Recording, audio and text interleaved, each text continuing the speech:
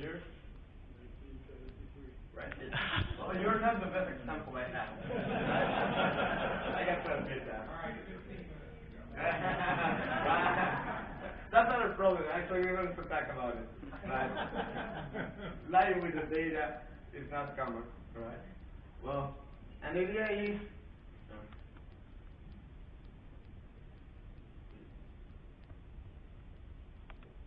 why not have a time machine, right? It would be great that I could go and see the future and see how the landscape is changing and say, well, this is going to be a great city to live, right? In this arena, this is going to be a great component or the worst component, right? If I could go and travel to the future and see, well, what's the delivery defects of this component, would be great. But the problem is that the time delay between I take the choice, which I was the choice to make the design last 10 minutes less or just 10 minutes, right? You could have both 10 minutes or just 10 minutes, right? And between the actual defects appear with the customer, probably months later. I always say this example. Some of the people who are here would not realize that, fire actually burns if that reaction wasn't instant. Right? If it took 30 seconds between I put my finger on fire and actually I feel the pain, probably some people here will have a lot of burns, right? Can you imagine that? And that's what actually happens. Someone in the project takes action, and those actions actually contribute to the final results. Right? And that's what we are talking here. Bring the future here, see the valley. Okay, this is going to be a valley, let's invest here. And that's the point. Let's invest in doing good design reviews, good code reviews. And not say some of the components in the larger projects were, the defects were in catalogs, combo boxes or something like that were just lousy things, right? Because they take the choice to not review them with enough quality. And even if they were extremely easily to perform or not complex tasks, if we take the choice of not discipline methods, not using those methods, it's going to have to fail anyway, right? And now, what's a process performance model?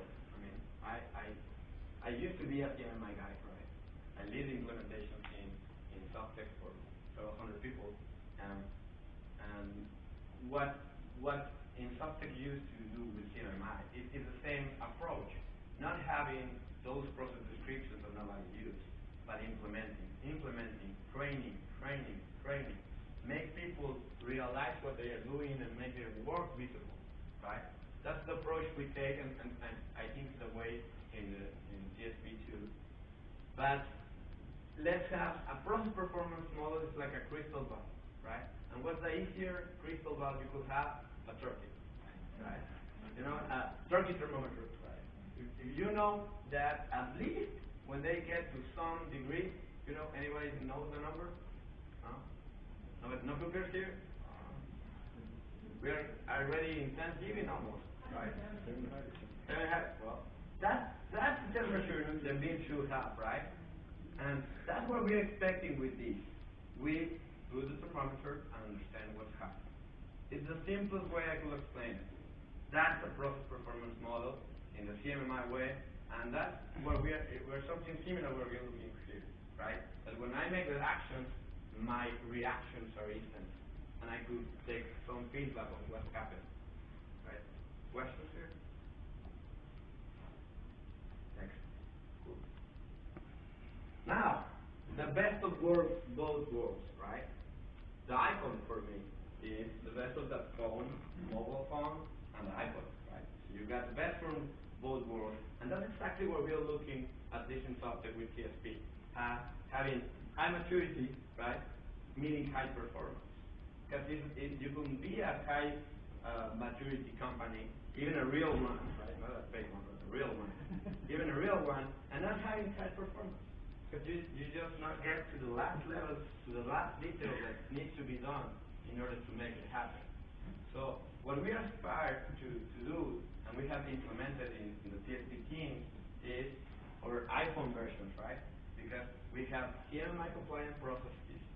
We make the gap analysis with CMMI and GSP and make the auditors to actually go there and see if the artifacts are there, if the processes are there, the practices are there.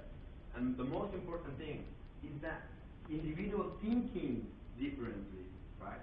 Because if they are not thinking differently, they could, as we talked before, they could show me the artifacts, they could talk about the artifacts or the document deliverables, and they will not do something different. They go back to their desk and take the artifacts, track them in, right, and do exactly the same they were doing before. This is about being able to implement it, yes, to make it happen. And now, what's the solution? I'm going to explain it with two sides, and then what we're going to do is to make some real predictions somehow. I'm going to show you some data that we have developed here. The first thing is I have a design space, right? I have a distribution of how my design time per KLOC, right? So I got an estimated KLOC, right? And I have a distribution of the design of my team or a group of teams is necessary depending on how it's going to be implemented, right? And then I got what's the next phase?